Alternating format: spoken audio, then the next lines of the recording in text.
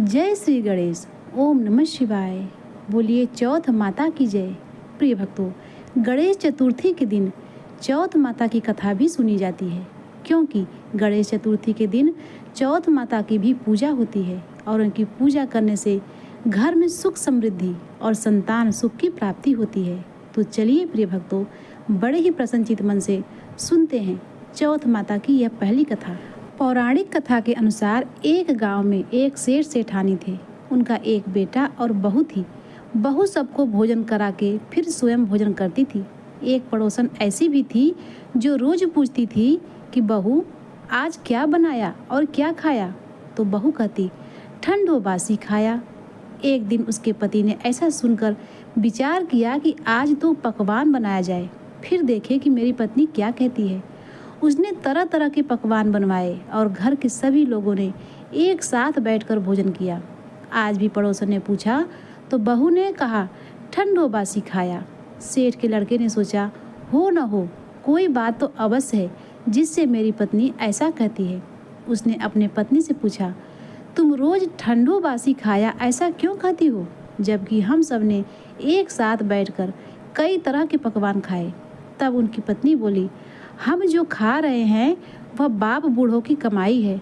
जिस दिन आप कमा कर लाओगे उस दिन मैं समझूंगी कि आज मैं ताज़ा भोजन कर रही हूँ।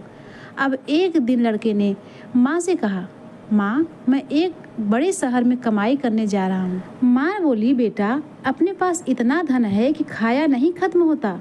माँ के कई बार मना करने पर भी बेटे ने नहीं माना और स्वयं कमाने का दृढ़ निश्चय कर लिया और जाते समय पत्नी से कहा मैं जब तक कमाकर बहुत सा धन लेकर ना आ जाऊं तुम चूल्हे की आग बुझने मत देना।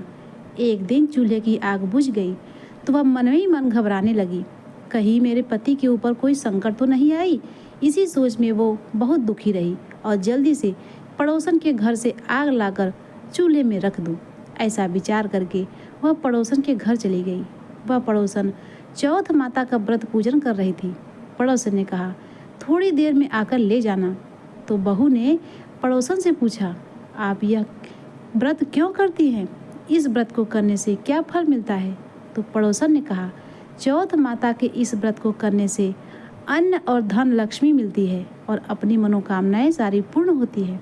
अब बहू भी चौथ माता का व्रत करने लगी।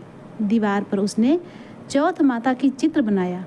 उस दिन घी और गुड़ का चूरमा बनाया। रात्रि को चंद्रमा को अर्घ देकर उसने भोजन किया। ऐसा करते करते बहुत दिन हो गए। चौथ माता ने उस बहू के पति को सपना दिया कि साहूकार का बेटा तू जागे कि सोए, तेरी पत्नी तुझे याद कर रही है। घर जाकर उसकी चिंता मिटा दे। तू दुकान खोलकर कुमकुम केसर का पगलिया पद चिन्ह बनाकर बैठ जा। आज तेरा हिसाब किताब हो जाएगा। अब तो चौथ माता ने जैसा कहा था वैसा ही हुआ। उसने घर जाने की तैयारी करी और गाड़ी भर कर धन दौलत लेकर चल दिया। रास्ते में एक बड़ा सा काला नाग फन फैलाए बैठा था और कहने लगा आज तो मैं तुझे डसूंगा, छोड़ूंगा नहीं। आज तेरी आयु पूरी हो गई है। सेठ के लड़के ने कहा आज चौथ माता ने मुझे सपना दिया है, मैं पत्नी से मिलने जा रहा हूँ। वहाँ मेरी पत्नी बहुत चिंता कर रही है मेरी, मैं उससे मिलकर जरूर आऊँगा, तब तुम मुझे डस लेना। नाग ने कहा तुम शपथ पूर्वक कह जाओ तो मैं तुम्हें जारन दूंगा, परंतु लौट कर नहीं आए तो तुम्हारे घर आकर तुम्हें डस लूंगा। इस प्रकार सांप को वचन देकर वह घर पहुंचा। वहां सभी से हंसी खुशी से मिला और भोजन करके उदास होकर लेट गया। उसकी पत्नी ने उसके उदास होने का कारण पूछा तो पति ने काले नाग वाली बात बताते हुए कहा यदि मैं उसके पास नहीं जाऊंगा तो वह घर आकर मुझे डस लेगा। पत्नी चतुर थी। उसने कहा कि आप घबराइए नहीं, लेट जाओ, मैं एक उपाय करती हूँ। पत्नी ने कमरे की 7 सीढ़ियाँ धोई। पहली पेड़ी पर रेत, दूसरी पर इत्र, तीसरी पर गुलाब के फूल, चौथी पर कुमकुम केसर, 5वीं पर लड्डू पेड़ा, 6ठी पर गादी गद्दी और 7वीं पेड़ी पर दूध का कटोरा भरकर रख दिया। इस प्रकार वह सातों की सातों सीढ़ियाँ सजाकर बैठ गई। आधी रात होते ही नाग आकर पेड़ी चढ़ने लगा। पहली पेड़ी पर रेत में लौट गया और कहने लगा सेठ की बहू ने आराम तो बहुत दिया है, पर वचनों से बंधकर आया हूँ, सो डसूंगा अवश्य ही। इसी प्रकार 7 सीढ़ियों पर नाग आराम करता हुआ और कहता हुआ डसूंगा जरूर कमरे में जाने ही वाला था कि चौथ माता ने विचार किया कि इसे अब मैं नहीं बचाऊंगी तो संसार में धर्म कर्म और व्रत पूजन को कौन मानेगा। अब तो गणेश जी, चंद्रमा जी और चौथ माता ने उसे बचाने का विचार किया। चंद्रमा ने उजाला किया और चौथ माता ढाल बनी और गणेश जी ने तलवार लेकर नाग को मार दिया और ढाल से ढक दिया। अब बहू भी थकी हारी सो गई। दिन निकला तो लोग बेटे से मिलने आए, परंतु बेटा बहू तो उठे ही नहीं थे। बहुत देर हो गई। माँ उन्हें उठाने गई।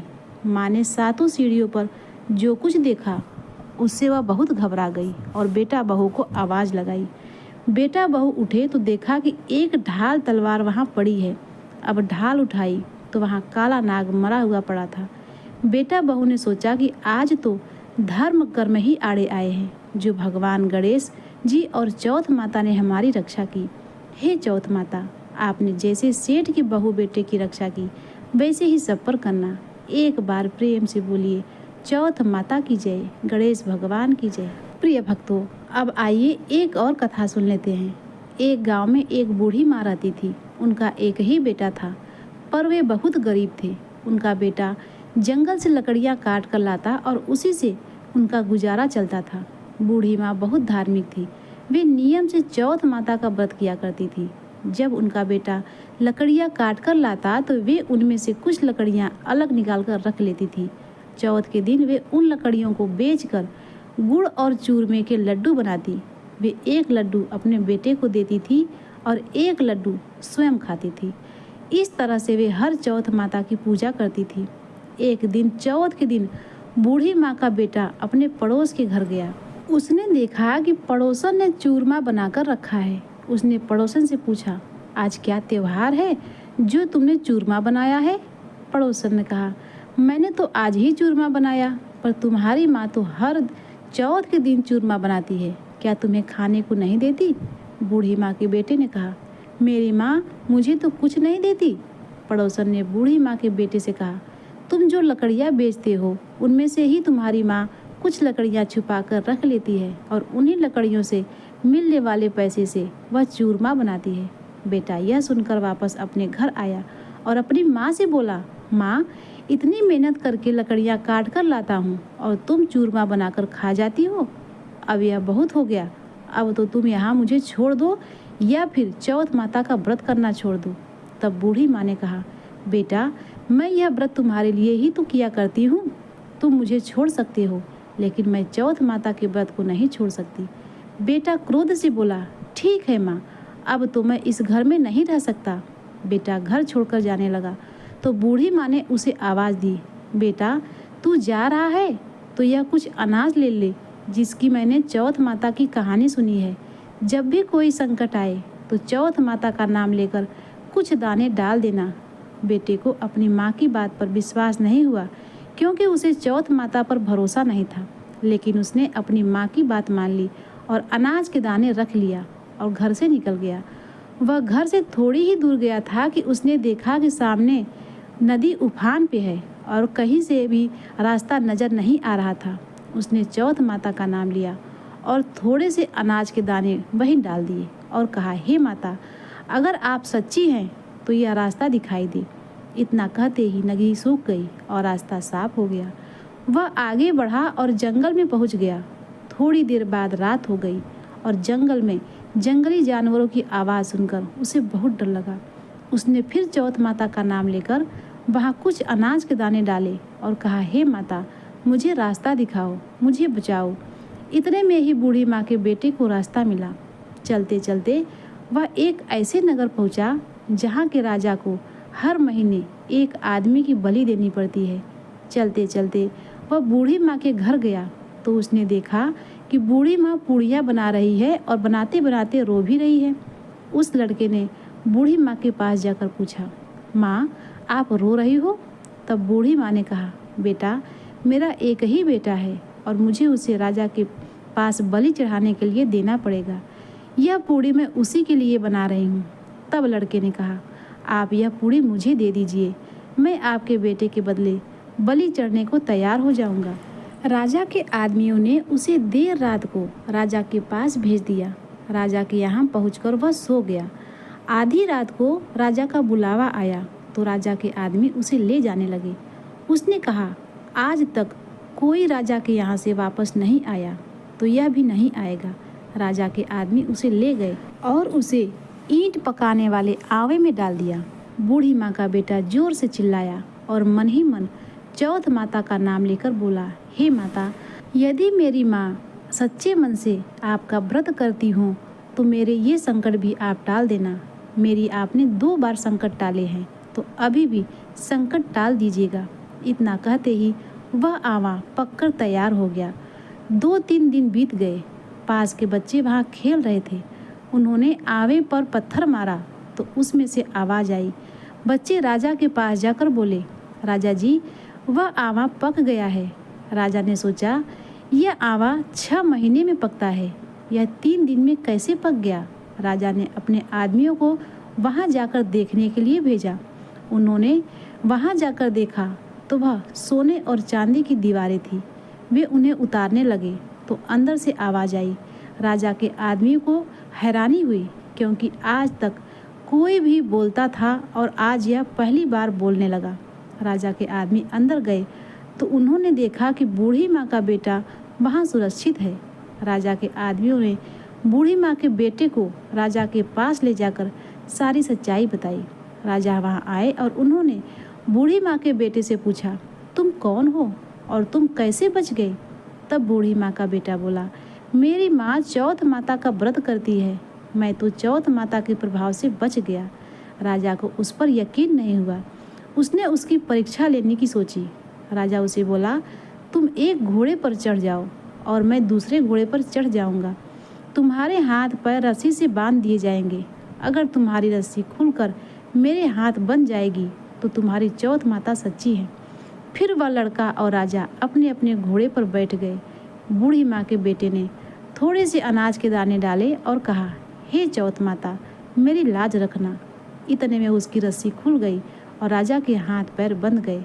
राजा को यकीन हो गया कि चौथ माता सच्ची है।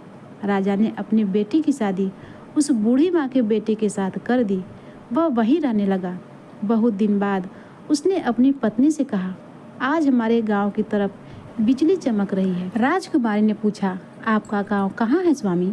बूढ़ी माँ के बेटे ने कहा, मेरा गांव वहाँ है, मेरी माँ भी वहीं है। अब हम अपने गांव जाना चाहिए। राजा ने उन्हें बहुत सारा धन देकर विदा कर दिया। दूसरी तरफ बूढ़ी माँ बहुत बूढ़ी हो चुकी थी, इसीलिए अब उनसे लकड़ियाँ नहीं काटनी जाती थी। वे घर घर जाकर भीख मांगकर अपना गुजारा करती थी। एक दिन पड़ोसन ने उनके बेटे और बहू को आते देखकर बूढ़ी माँ से कहा, माँ, तेरा बेटा और बहू सारा धन लेकर आ रहे हैं। बूढ़ी माँ ने कहा, मेरे घर में एक बेटा था जिसे तुमने मेरे घर से भेज दिया। पड़ोसन नहीं मानी और उसने ऊपर चढ़कर देखा तो सच में उसका बेटा और बहू अपने घर की तरफ चले आ रहे हैं।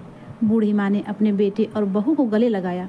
उन्होंने अपनी बूढ़ी माँ का आशीर्वाद लिया और कहा, हे चौथ माता, आपके प्रभाव से हम सुरक्षित हैं। तब सारी नगरी में ढोल नगाड़े बजने लगे। ऐलान किया गया कि जिनकी भी माँ और जिनकी भी पत्नी है वे सब चौथ माता का व्रत करें। 13 नहीं तो 4, 4 नहीं तो 2, पर सब करें। हे चौथ माता, जैसी कृपा आपने बूढ़ी माँ के बेटे पर की वैसी हर माँ के बेटे पर करना। सब पर अपनी कृपा दृष्टि बनाए रखना माँ। प्रिय भक्तों, आज की चौथ माता की कथा यहीं पर समाप्त होती है। तो एक बार जयकारा लगाइए, चौथ माता की जय, गणेश भगवान की जय। प्रिय भक्तों, अब आइए सुनते हैं गणेश भगवान की आरती। जय गणेश जय गणेश जय गणेश देवा, माता जकी पार्वती पिता महादेवा। जय गणेश जय गणेश जय गणेश देवा, माता जकी पार्वती पिता महादेवा। पान चढ़े फूल चढ़े और चढ़े मेवा, लड्डुअन का भोग लगे संत करे सेवा। जय गणेश जय गणेश जय गणेश देवा, माता जकी पार्वती पिता महादेवा। एक दंत दयावंत चार भुजाधारी, मस्तक सिंदूर सोहे मूस की सवारी। जय गणेश जय गणेश जय गणेश देवा, माता जकी पार्वती पिता महादेवा। अंधन को आँख देत कोढ़िन को काया, बाझन को पुत्र देत निर्धन को माया। जय गणेश जय गणेश जय गणेश देवा, माता जकी पार्वती पिता महादेवा। त्वमेव माता च पिता त्वमेव, त्वमेव बन्धुश्च सखा त्वमेव, त्वमेव विद्या द्रविणं त्वमेव, त्वमेव सर्वं मम देव देव, त्वमेव सर्वं मम देव देव। तो प्रिय भक्तों, यह थी आज की चौथ माता की कथा। आपको कैसी लगी कृपया कमेंट बॉक्स में हमें ज़रूर बताइएगा।